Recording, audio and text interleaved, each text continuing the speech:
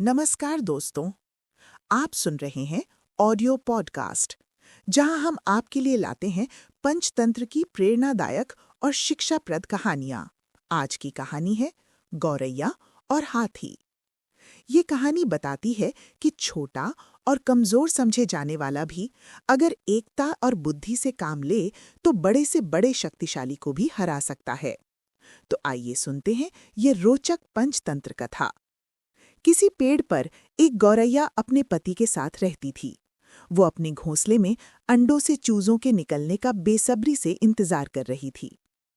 एक दिन की बात है, गौरैया अपने अंडों को से रही थी और उसका पति भी रोज की तरह खाने के इंतजाम के लिए बाहर गया हुआ था। तभी वहां एक गुस्सैल हाथी आया और आसपास के पेड़ पौधों को रौंदते हुए तोड़फोड़ करने लगा।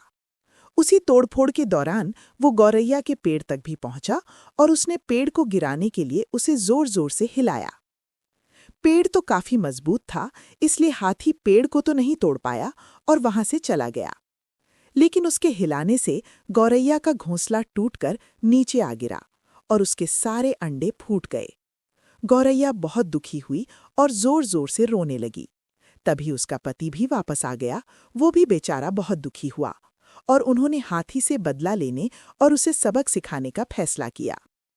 वे अपने एक मित्र, जो कि एक कठफोड़वा था, के पास पहुंचे और उसे सारी बात बताई। वे हाथी से बदला लेने के लिए कठफोड़वा की मदद चाहते थे। उस कठफोड़वा के दो अन्य दोस्त थे, एक मधुमक्खी और एक मेंढक। उन्होंने मिलकर हाथी से बदला लेने की योजना बनाई। तय योजना के तहत सबसे पहले मधुमक्खी ने काम शुरू किया। उसने हाथी के कान में गाना गुनगुनाना शुरू किया।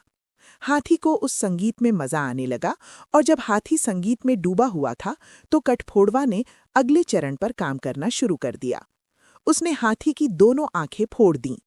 हाथी दर्द से कराहने लगा। उसके बाद मेंढक अपनी पलटन के साथ एक दलदल के पास गया और सब मिलकर टर्राने लगे। मेंढकों का टर्राना सुनकर हाथी को लगा कि पास में ही कोई तालाब है। वो उस आवाज की दिशा में गया और दलदल में फंस गया। इस तरह से हाथी धीरे धीरे दलदल में फंस गया और मर गया। दोस्तों, इस कहानी से हमें ये सीख मिलती है कि 1. किसी को भी छोटा और असहाय नहीं समझना चाहिए। 2. एकता में बहुत बड़ी ताकत होती है।